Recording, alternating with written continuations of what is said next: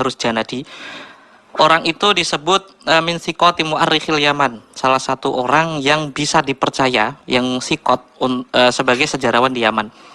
Naskah yang paling mendekati adalah naskah, bagi saya adalah naskah yang mengutip dari orang lain kita. Padahal itu Syarif Abdul Jadid keluarga tersendiri. Dia keluarga tersendiri, seorang ulama, muhaddisin, ditulis silsilahnya oleh As-Suluk, kemudian kitab-kitab lainnya itu mencangkok kepada Suluk. Dari Jadid bin Ahmad bin Isa, ada yang menulis Jadid bin Abdullah bin Ahmad bin Isa. Nah, kemudian kitab-kitab yang lain yang dicetak kemudian sekarang ini Al-Ataya Saniyah, kemudian kitab yang lainnya itu terpengaruh oleh keluarga Ba'lawi di abad ke-9 dan terpengaruh oleh permanennya nasab itu yang kemudian sudah dicatat selama 550 tahun sampai hari ini. Karena pencetakan kitab-kitab itu tahun-tahun sekarang. Kemudian pencetak atau muhakik, kadang-kadang muhakik ini kan cerdas-cerdas. Oh ini salah, ini kurang ini. Ini ada kitab-kitab Al-Burqa Musiko, ini ada kitab Al-Ghuror, ini kitab ada Syarhulainiyah. Secara lengkapnya, mungkin ini kurang. Kemudian ditambahi menurut daripada interpretasi sumber dari seorang muhakik, itu bisa saja terjadi. Tetapi apapun yang terjadi itu, di nasab Syarif Abdul Jadidnya yang dicangkok oleh Ba'lawi ini adalah tertolak oleh kitab-kitab sebelumnya. Begitu pula persaudaraan daripada Alwi dengan Syarif Abdul Jadid ini tertolak pula. Nah, ini Mas Rumel apakah sudah menemukan sebuah kitab yang menunjukkan bahwa Abdul Jadid ini, Abdul Hasan Ali atau Syarif Abdul Jadid ini punya adik namanya Alwi? Ketemu ya? Apa itu kitabnya? Kitab dari Ali bin Jadid sendiri, judulnya Arba'in. Kitab Ali bin Jadid, judulnya Arba'in. Bagaimana itu ininya, narasinya? Dia menyebut Alwi sebagai dia mendapat riwayat dari Fulan dari Fulan, itu menyebutkan Alwi sebagai pamannya. Kitabnya itu tapi manuskrip tahun berapa? Manuskrip tahun dia ditulis ulang tahun 611 sebelum wafatnya Al-Janati tahun 620. Diijazahkan secara mukatabah di yang sampai kalau kitab sekarang. Kalau kitab sekarang, oke, saya pengen ngepresentasiin satu lagi dari Ajarus Hafaf, ini ditulis tahun 820. Jadi sebelum Ali As-Sakran itu bilang Ubaidillah, Abdurrahman Al-Khatib menuliskan ya, wakana, ini baris pertama. Iya. Wakanu lahu minal walad Ubaidullah wa akhlafa Ubaidullah Asy-Syaikh Al-Basri bin Ahmad Jidul Faqihul Imam Al-Alim Al-Amil Salim bin Basri. Salim bin Basri ini juga mengijazahkan atau mengisnadkan sebuah hadis kepada Ali bin Jadid lewat satu orang lagi ke bawah. Wa kanu masyhurun bil ilm wasolah. Kalimat seperti ini mengindikasikan kalau Ba'alawi itu sudah dikenal jauh sebelum kitab ini ditulis ya. Iya, kitab ini kan ditulis oleh orang Ba'alawi ya, atau oleh Al-Khatib. Iya, dari Al-Khatib dari bukan Ba'alawi. Baru 40 tahun yang lalu. Ini apakah sebagai peneliti Mas Rumel tidak curiga bahwa orang yang menulis ulang ini menambahkan segala macam? Nah, kita sebagai orang yang mau meneliti ini jangan hanya mau menerima taken for granted sebuah berita, kemudian kita mengamini, oh ini katanya kitab yang ditulis abad ke-8 atau abad ke-9 sudah menyebutkan, sedangkan kitab ini dicatat baru 50 tahun. Itu kemungkinan adanya subjektivitas dari orang yang menyalin itu sangat besar. Dan kitab sudah, bukannya kita ini husuudzon ya, tetapi saya sudah berkali-kali menemukan tahqiqan Ba'lawi ini bermasalah. Mereka berani untuk menambahi, bahkan berani berdusta. Ya, kita perveran ya, Mas Rumel.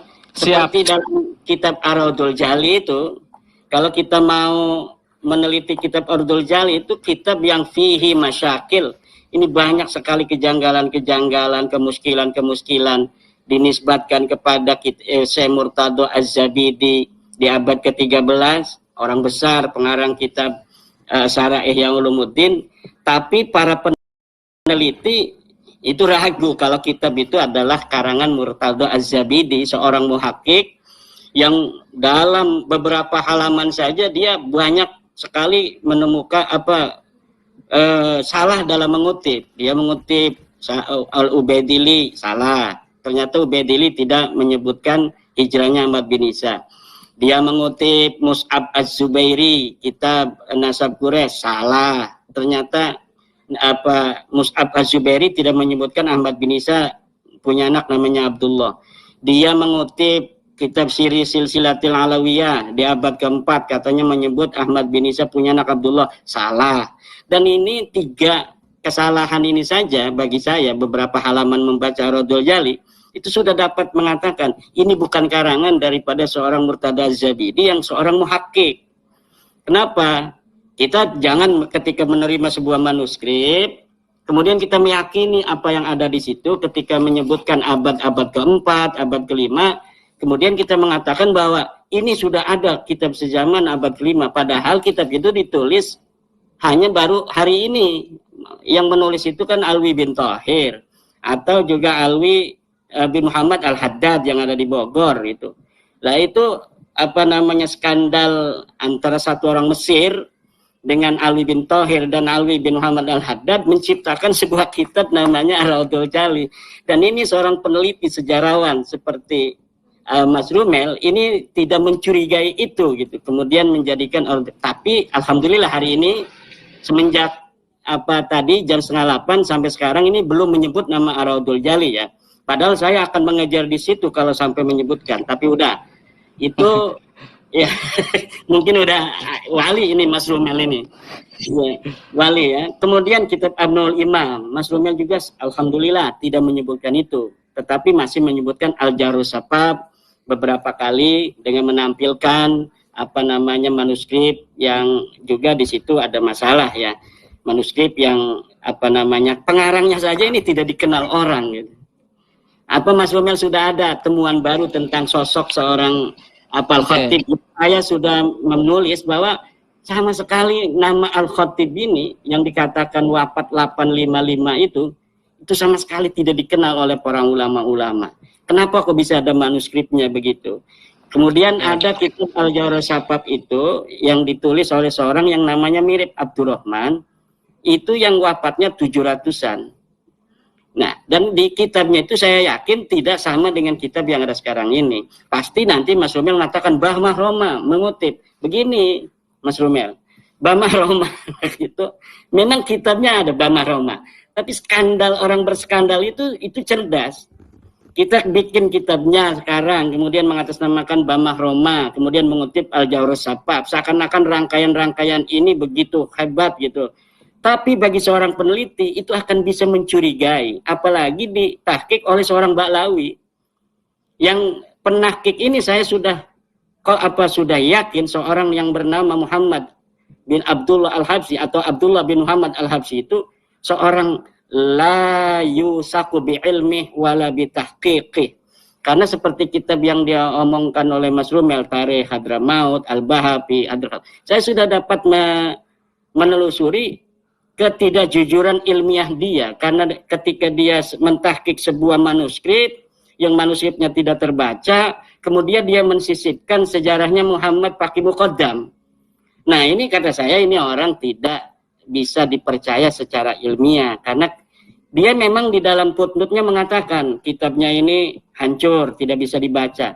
Tetapi kenapa di atasnya itu disebutkan, walaupun dia pakai tanda kutip, seharusnya dia biarkan kosong sebuah manuskrip, kejujuran ilmiah seorang peneliti, itu ketika dia mau mentahqiq sebuah kitab, mau mencetaknya, dia biarkan kosong itu, dia mungkin di kutubnya dia omong, menurut saya, kemungkinan besar itu bicara tentang faqih muqaddam. Sehingga nanti orang tidak akan mengutip bahwa seakan-akan itu tulisan dari Ibnu Hisan yang telah menyebut faqih muqaddam.